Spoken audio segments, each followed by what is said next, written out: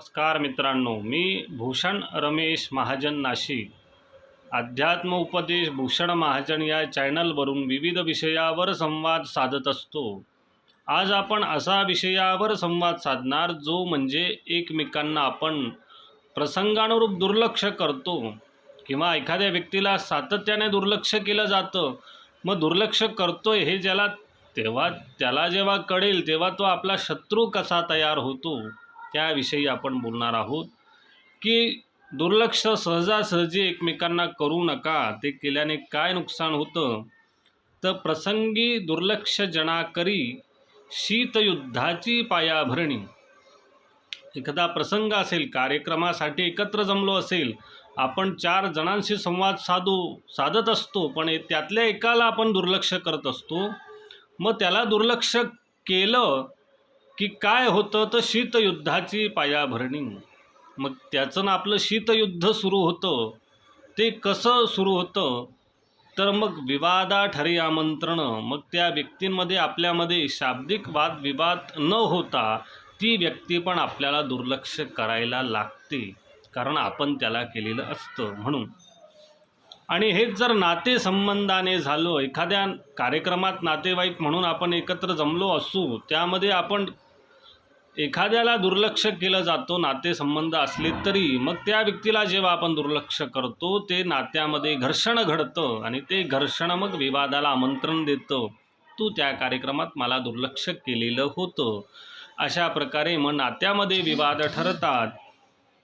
मग हे विवाद कसे असतात, कारण नातं तर जपायचं असतं, पण मग दुर्लक्ष तर केलंय, मग हा विवाद शाब्दिक होतो का तर शब्दाने एकमेकांना कोणीही बोलणार नाही की तू मला दुर्लक्ष का केलं याचं उत्तर दे असं वगैरे कोणी कोणाला म्हणणार नाही. मग काय होणार तर कृतीतून विवाद.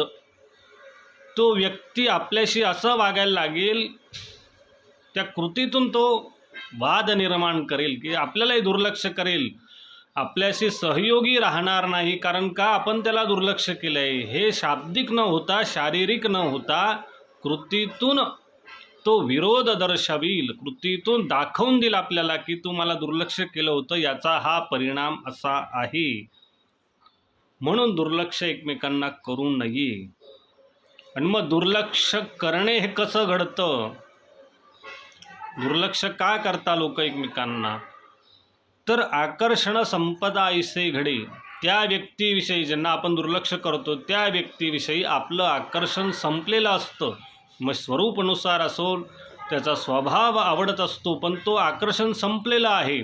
स्वभावानुरूप आकर्षण संपलेलं असतं, व्यावहारिक संबंधानं आकर्षण संपलेलं असतं. हे सगळं एकूण आकर्षण एखाद्या व्यक्तीविषयी आपलं सगळं संपतं, तेव्हा आपण त्या व्यक्तीला दुर्लक्ष करायला लागत असतो. त्यामागे एवढंच कारण असतं. आणि दुसरं कारण असं असतं की आंतरिक पूर्वाग्रह दूषित. एखाद्याविषयी आपण त्या व्यक्तीविषयी आपल्या प्रत्यक्ष माहिती नाही, पण एकमेकांकडून ऐकून त्या व्यक्तीविषयी आपल्या मनामध्ये असा काही भाव निर्माण होतो की आपण त्या व्यक्तीला आंतरिक विरोधाने, पूर्वाग्रह दूषितने त्याला दुर्लक्ष करायला लागतो. हा एक विषय असतो. एवढंच कारण असतं एकमेकांना दुर्लक्ष करण्यामागे. मग जो व्यक्ती दुर्लक्ष सातत्याने करतो तो दुर्लक्षाचं जाळं विणलं जातं, त्यामध्ये तो अडकतो. कारण अनेकांना दुर्लक्ष केल्यामुळे अनेक लोक याला दुर्लक्ष करतात, मग हा व्यक्ती अधपतनाकडे जात असतो. म्हणून प्रासंगिक कार्यक्रमाला एकमेकांना दुर्लक्ष न करता सहज भेटी, प्रतिसाद मनोवृत्ती. सहज भेट होत असेल, सहज भेटा, मनोसाथ द्या, एकमेकांशी संवाद साधा, सहज भेट घ्या. असं केल्याने कार्याला गती मिळेल, एकमेकांविषयीचे संबंध दृढ होतील. पण दुर्लक्ष केल्याने शीतयुद्ध होणार, वादविवाद होणार, कृतीतून ती व्यक्ती आपल्याला दुर्लक्ष करणार, असं एकमेकांपासून एकमेक दूर होत जाणार. हे का घडतंय तर एकमेव कारण म्हणजे दुर्लक्ष करणे. म्हणून प्रसंगानुरूप कोणाला दुर्लक्ष करू नका.